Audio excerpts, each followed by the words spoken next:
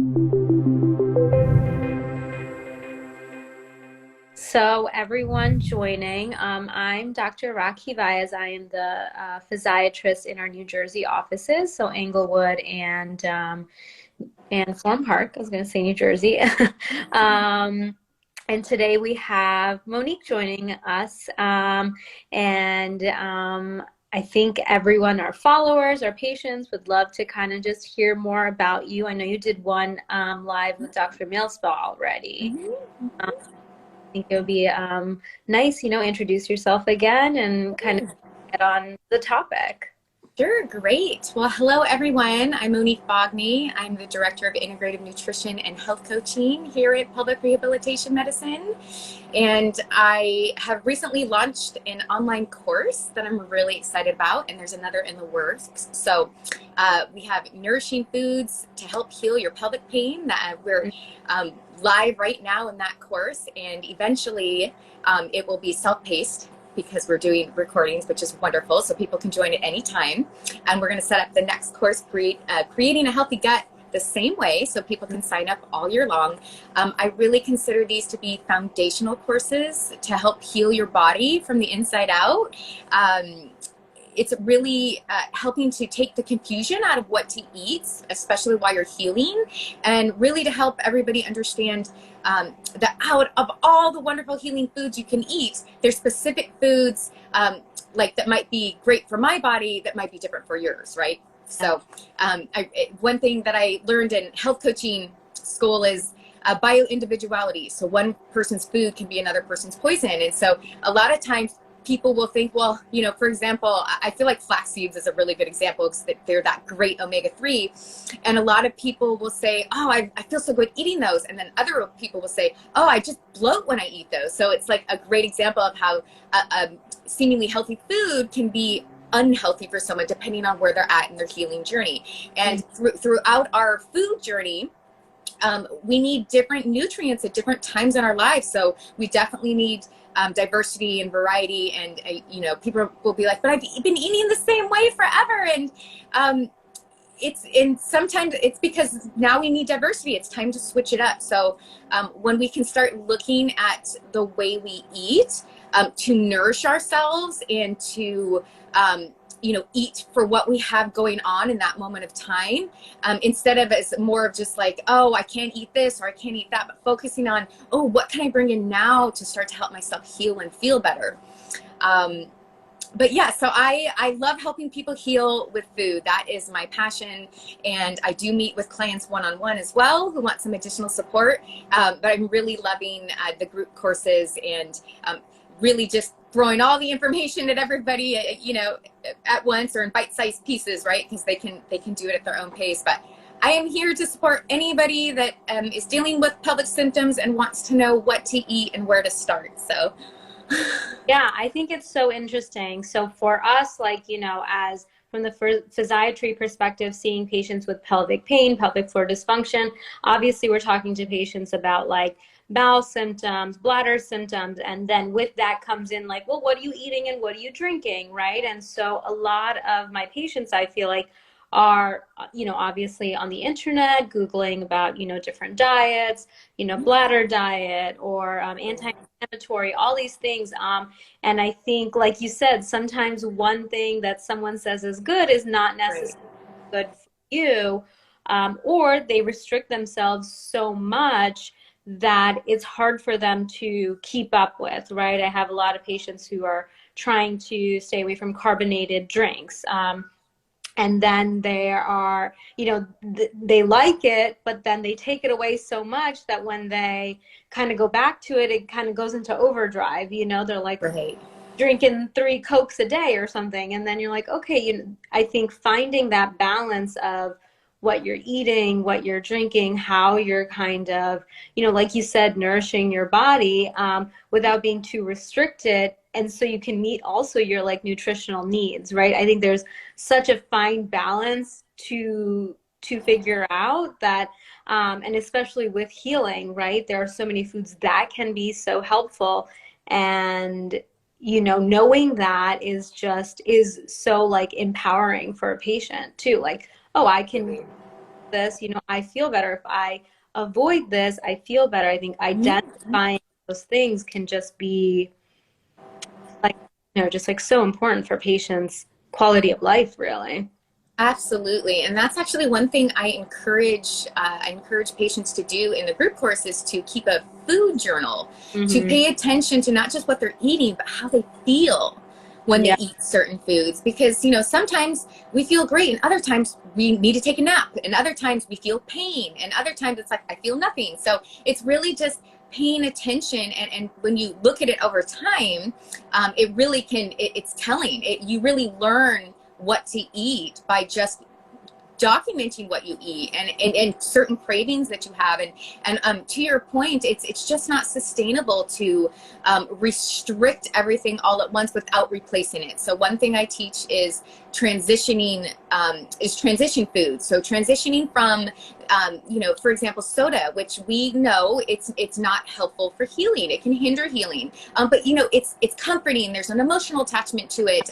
There's an addiction element to it too. So that's really important to address. I don't recommend quitting addictions cold turkey, right? It's like, let's get support. So, it's replacing the refined sugar, first of all, with nourishing natural sugars, and that's from fruit. That's from the complex carbohydrates, which are sweet potatoes and winter squashes and even raw honey and coconut water. All these things are natural sweeteners that we can include to help give our bodies the glucose that we really need, that our body's really craving, not the refined sugar. And then we reduce the refined sugar, we increase the nourishing sugars, right, the natural sugars, and then we find something like you said, bubbly, that can replace that mouthfeel. That at 3 o'clock I usually have my soda, but what do I have instead? It's not about. I don't believe in not having anything. If that's your behavior, right, that's the ritual. 3 o'clock, ooh, I have my comforting soda. Well, what can we replace that with that's supportive? So we've eaten. Maybe we had a smoothie for breakfast, so we've got in our nourishing natural sugars, and then maybe we have like a sparkling water and we add some fresh OJ to it, or some lemon juice or lime juice, and then we add a little honey so that it's like sweeter. So that's what I always recommend. So transitioning away from the item that's not serving us and moving towards foods or beverages that offer that same emotional comfort that because we get attached to things, and it's scary and emotional letting go of things. And I would say that's one of the biggest things that I encounter with patients and clients is that they feel they don't want to feel deprivation, and I don't want anybody to feel deprivation. At the same time, there are foods that are inflammatory and foods that are anti-inflammatory. So when we're healing and when we have the pelvic symptoms and diagnoses, we are in a place where we need to heal. And so it's learning how to adopt a healing diet in a way that's supportive and feels good without feeling restrictive. Mm-hmm. Yeah. Yeah, I agree. And that's, those are like the big modifications that I feel like when patients are able to understand, they making those changes, like, also makes their day go better, things like that, where, like you said, these are rituals or these are things they like to do or eat or drink, and finding that modification that can still give them that kind of, fix of Yes. what they wanted will make that difference for them. And so and I think there's a lot of information on the internet, and I think that's where sometimes we're getting too much information, Right.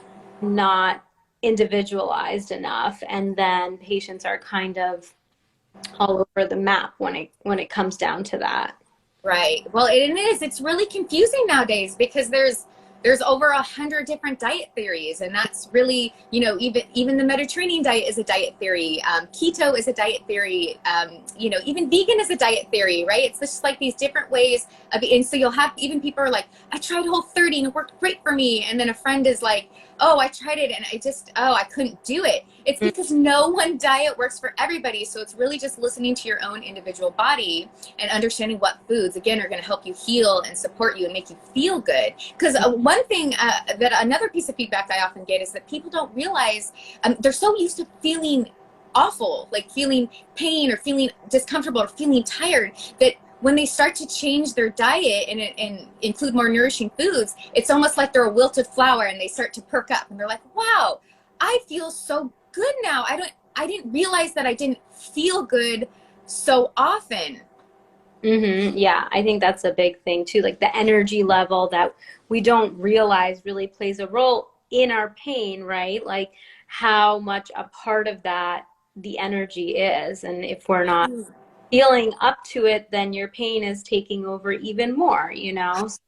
It Right. plays a big role. Also have a lot of patients who say like, oh, if I have a good diet, then I feel good. And if I don't, then I don't. But they're just, it's either or. It's never like an in between, which makes it hard for them. They're like, well, this weekend was bad because I was out and I ate like this. And, I think that's another thing that people are always looking to kind of figure out is when I go out to eat, how do I maintain a good diet?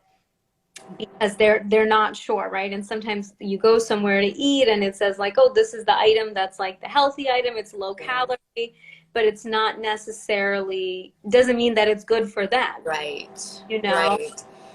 I think that that's kind of where there's so much to, I think, learn when it comes to, I know it is. It's a lot. Trust me. I know. And I cover a lot of what you're talking about in the nourishing foods course that is live right now.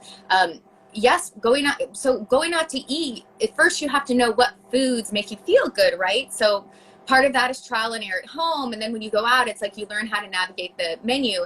And even when you're shopping at the store, you learn how to avoid like the buzzwords, right? Like low calorie, low fat, low salt, keto, paleo, vegan, organic. Even organic doesn't mean healthy, right? So it's just understanding how to read labels, learning to read the ingredient list, first of all, in the store. But yeah, when going out to eat, just and learning what questions to ask. So, I know a lot of patients feel really good when they remove gluten and dairy. That's usually the first things I recommend. And then I recommend things that they can replace their favorite things, their favorite items with.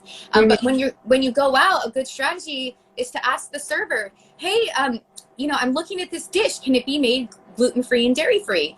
And I tell you now, it's so common for food allergies and food intolerances. Nobody's going to look at you strange. It's just like, usually it's like, oh yeah, we can accommodate this. Or it's like, maybe it comes with French fries. Well, hey, can I come with a green salad? Like, oh, can you add avocado to that? Like, so you just have to get comfortable, asking more questions and then learning the questions to ask in order to modify meals when you're out so that you can make it a healing meal even when you're out. It's absolutely possible. Yeah, I think it's like a big thing that comes up with our patient population in general, especially, like I said, talking about bladder, bowel. A lot of my patients are constipated. Another thing that, just leads me to that conversation about diet. What are you eating? How much water are you drinking? Yes. Kind of all of those conversations where they're unsure that, how much of a role that is even playing until I'm like, oh, well, of course it's playing a big role in that. So it's always just like something to be very mindful of. Absolutely.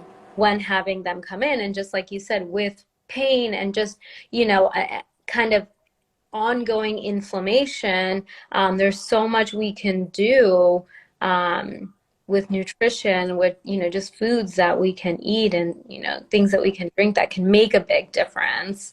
Yes. So I think that's amazing. I feel like one question I get a lot is like, some people are not able to drink coffee. It is very irritating for them. Is there any like recommendation you have for patients? Absolutely. First of all, I would say to those people, good job on listening to your body. Your body doesn't want coffee right now. It may not be that way forever, but right now your body doesn't want coffee. And that's actually great because, coffee is more of like a fun food and not necessarily healing drink, right? But what can be a very healing drink is medicinal mushroom chaga tea. So chaga usually is found in a freeze-dried powdered form, and you put a teaspoon in, in like 8 to 12 ounces of hot water. You can add your favorite non-dairy milk. You can add almond milk. You can add coconut milk. You know, if you have an espresso machine, you can froth your milk and then make more of a latte with it. You can sweeten it. Again, the natural sweeteners that I like to use are raw honey, 100% pure maple syrup. Coconut sugar is great, especially for people that feel better on a more low glycemic sweetener. And then dates. I love, one trick is, especially whether I'm doing coffee or chaga, chaga powder with the hot water in a blender with 2 medjool dates and a little bit of, even, you don't even need the milk actually, and you can throw some vanilla in there, and it froths up like a latte, and it's just blended, healing, kind of warm coffee drink. But if you just Google chaga mushroom on the internet, you'll find all kinds of cool things about it. It's cancer fighting. It actually there's studies that show that it kills cancer cells. So if it's going to kill cancer cells, it's going to do all kinds of great things in the body, right? So amazing. Yeah, that's like so, like those are just like you said, like simple kind of replacements that can make a big difference in your day. And that sounds so good. I love the idea of putting dates into things. I recently saw date syrup at Trader Joe's. Yes. Yeah. So I'm not sure how they make that date syrup. I like that it's organic. I've actually tried it too. Obviously it's going to be a little bit more processed because it's heated and, you know, shelf stable, but you can actually make your own date paste at home from actual dates and what I like about making your own paste and using the whole dates is because it has the fiber in it. And fiber slows the insulin spike that a lot of people have insulin resistance, even if they don't have diabetes, which makes them either feel jittery when they have any kind of sweetener, right? Natural or refined. And they're just really sensitive. So in order to help with that, like when you're eating fruit smoothies, you can add greens and things to that. So the green will help with that. But as far as the sweeteners, I love actual whole medjool dates blended into things because it again, that fiber slows down the sugar hit. But again, these are all, one thing I want to make clear, I know a lot of people are confused, is fruit and natural sweeteners are a whole category of by themselves. They often get lumped into refined sugar category. They absolutely are not the same. There are nutrients and minerals and vital vitamins that we need from fruit that we can only get from fruit, especially if you just think about all the different colors and varieties there are. Where you think about refined sugars like, you know, white sugar, corn syrup, devoid of any kind of nutrition. So I want to make that clear. Sugar is not sugar. And so that is something that I help teach people too. But back to the dates, you can make your own date syrup by doing like 10 medjool dates. Remember to pit them. That's very important. Yeah. Occasionally a pit gets in there and ruins the whole thing, but 10 pitted dates and like, you know, half a cup to 3/4 cups of water. And if you have a Vitamix or a high-speed blender, it makes it very easy. And then you blend it until it's kind of a smooth paste, and you can store that in your fridge for up to a week, and then just use a little bit to put in your oatmeal or to put in your coffee or your chaga. So yeah, I think the point you brought up about sugar is so interesting. Like, you know, I think we don't realize how much sugar is in so many things, right? And like you said, reading labels is so important. I think a lot of times we focus on like the calories, how many calories, but not really looking at like the macronutrients of like what's going on here.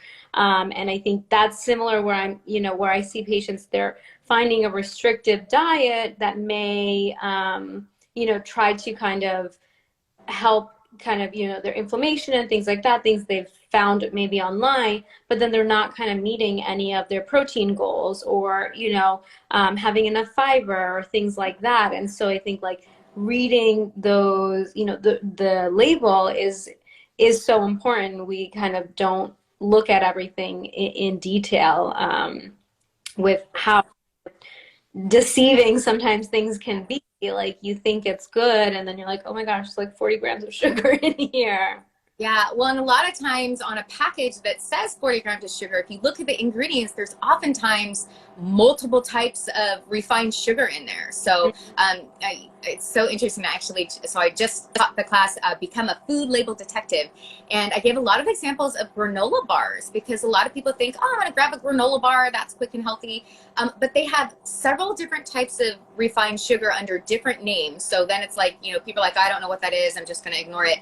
Yeah. But it ends up, it's basically a candy bar disguised as a healthy, you know, as a healthy alternative. And it's absolutely a candy bar. It's got that much refined sugar in it. So, you know, I always recommend, you know, read the ingredients and learn what the ingredients mean, right? And if there's a big paragraph, it's, in my opinion, it's not food, right? But so, you know, of course we all talk about, we want to eat more whole foods, and absolutely that's the first recommendation, right? But we live in a world where there's convenience foods, right? And we all love to have convenience foods. Even I have a whole list of all my favorite convenient foods that can support a healing diet and that are anti-inflammatory.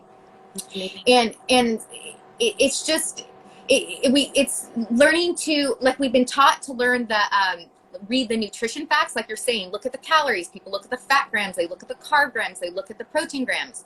But I'm suggesting, before you ever look at that, look at the ingredients. And a great rule of thumb is, if there's more than 10 ingredients, put it back. Yeah. There's a whole lot of processed ingredients in that's going to be difficult for your body to digest. And if your body is constantly working on digesting difficult things, well, two things are happening. One, it's going to store whatever toxicities in that item. And two, it's not, your body's not able to support your healing process, because it's so busy working on digesting these like foreign chemicals that you're ingesting. Yeah. That's, I know there's so much processed food out there, so it's hard to, I think, navigate that. So that's definitely helpful. I think that, you know, you're able to provide patients kind of with some information about, okay, these are easy foods you can grab that I know is not going to be, you know, not going to be super harmful, because I think that's when, you know, people get into trouble, right? When they're trying to grab something and then they just kind of see whatever, you know, and then it ends up being like a candy bar instead of a granola bar kind of situation, where they think maybe it's good for them, and then can lead into a flare of pain or increased pain, or just, you know, having other symptoms. And so those kind of, I think, tips are so important for, I mean, everybody, right? But especially when you're like having pain and discomfort and trying to, like, you know, kind of rehabilitate your body and heal it, having these important, I think, tips can make a difference. So you don't feel like you always have to, you know, a lot of my patients are like, well, I don't want to be the person who can't, like, go out to eat, or I don't want to, you know, like, I'm always asking for modifications. And, you know, like you said, now it's not really that big of a deal to ask for a modification. It's very, you know, I think everyone's kind of doing it. So it's not as, you know, kind of, or frowned upon, or, you know, whatever. It's not as taboo. Yes. So it used to be taboo. And I would just encourage everyone, by understanding, by learning the questions to ask when you're out, you're empowering yourself. You're more empowered now, right? It's, you know, it doesn't matter that your friends don't eat the same, right? It's that you're supporting you. It's your self-care. You know what you're learning, what foods, right, are going to help you. So, you know, you're going to ask questions. Well, you know, hey, I know I don't feel good when I eat dairy. So, like, how can I make this dairy free? And again, it's not taboo. Every restaurant, in fact, now on a lot of menus, you'll see the little icons, gluten-free, vegan. And so, you know, you still have to ask some questions, right? But I live what I preach. So whenever I go out to eat, and so I go to mainstream restaurants. Sometimes, a lot of times people will let me choose the restaurant, which is wonderful, because I always pick a healthier restaurant. However, there are times where, you know, I'm just like, hey, I'm going to go meet someone somewhere. You know, I don't tell them I don't eat this, I don't eat that. I just get there. And actually, one strategy I have is I always look at the menu ahead of time. So that takes a lot of stress and anxiety out of ordering when I get there. So I already looked at the menu, and when I get there, I already know the questions I want to ask. And usually I have one or two options, and then based on the answers that the server gives me, I know exactly what to order, and it's no thing. So that would be one strategy with eating out. If you know where you're going to eat ahead of time, I would look at the menu and strategize what you're going to order. And nobody has to know this, so. Yeah, no, I think it's those are, like you said, they're empowering tips and techniques that, allow people to kind of participate in social activities and regular life without feeling like they're limiting them or restricting that themselves of not being able to go to certain places or do certain things, and still feel really good, which I think is the main Yes, part that we're yes, working on for yes, everyone. right, Eating and drinking is a huge part of everyone's life, right. and like you said before, also like that ritual of like, okay, like I have this for breakfast, or that, like, those are things that being able to kind of modify that, like, oh, I have this dessert at night. Okay, well, how can we change that up for you? Right, So right, you're, right. having something that's going to cause you more pain, or like a flare or something like that. So I think that those are just amazing tips and tricks for everyone.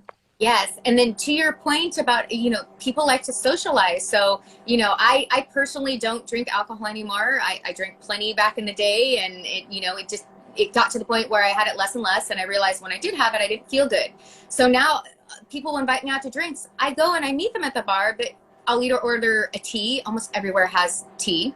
Yeah. Or I'll ask if they can make me a mocktail. And usually they have a mocktail on the menu, especially if it's a more upscale place that uses a lot of fresh ingredients. A lot of times they can make like a really beautifully freshly squeezed juice concoction with some sparkling water in it. And you can ask them like, hey, can you serve that in a martini glass? Or, hey, can you serve my sparkling water in a wine glass and serve it with a lime?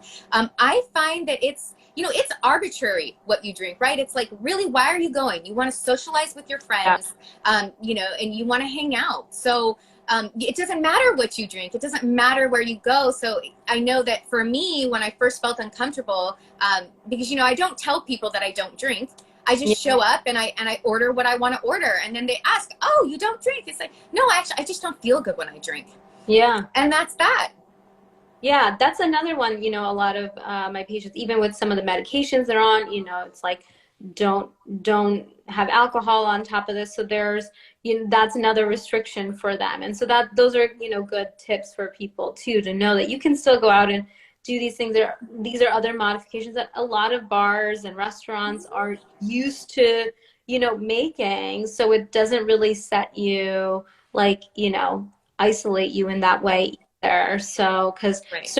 I have a lot of patients who say, alcohol or wine can be very, like very flaring. I've had Yes. people, even though, like, Yes. on a holiday, I had half a glass of wine. Yes. Next day, for the next week, I was kind of, and that's just, unfortunate.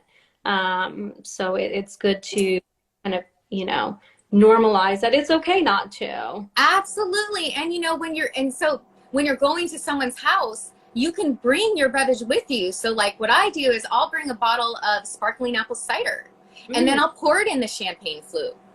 yeah, And a lot of times I find there's other people at the party that they don't drink either. So they're like, oh, thank you so much for bringing that. So yeah, again, and so then you have you have your glass of bubbly or whatever, but and you feel good the next day. So right. yeah, I mean, I know for me, I just got to a point where I didn't want to not feel good anymore. It wasn't worth it to have the half of half a glass of wine. And so then I came up with strategies. Well, how can I still feel like I'm part of the party and not feel Mm, left out? And it's continuing the ritual, but replacing the item with something that's going to be supportive to yeah, healing your body instead of inflaming it. So yeah, it is. I love this conversation. I love yeah. learning what patients ask, and yeah, and I want to continue to learn what would be helpful to share with people. Yeah, no, I think that those are just really great tips for everyone. I think, just to hear. like I said, they're, you know, that part of that ritual. And I think especially when you're mentioning, like, you know, the alcohol, it is, right? It is just a ritual. It doesn't matter what you're having really inside your cup. But you're just there to enjoy kind of the thing like that. So I think that that's, you know, good tips for people to be able to, but yeah, I think, no, this is a great conversation. I think it's just gives a lot of people into insight into what they would, you know, be working on with you, and, you know, courses, and how they can benefit and kind of empower themselves with their nutrition, their, you know, kind of intake of food, beverage, everything, and how that works for them. And so is there anything else you kind of wanted to add? I think that this is, you know. Yeah, I would just say I help people navigate the sea of confusion on what to eat, especially when you're healing. And, you know, I help you do it without deprivation. You will absolutely feel like you have, you know, things that comfort you and make you feel happy, while also making you physically feel good too. So I'm all about feeling better in every aspect of your life, whatever that means, right? So people can contact me directly if they want to work one-on-one with me, or if they'd like to join one of the group courses. Yeah, so that is on the website, right? Yes, it's on the website. .com. So everyone can kind of check that out. And your Instagram is Pelvic Rehab Wellness. Yes. People can follow this too for, again, some of these like tips and tricks we were just talking about, that could be very useful on a daily basis for everyone. Yes, absolutely. Great, Monique. Well, this was a great chat. Oh, thank you so much. Yeah. All right. Bye, everybody. Bye.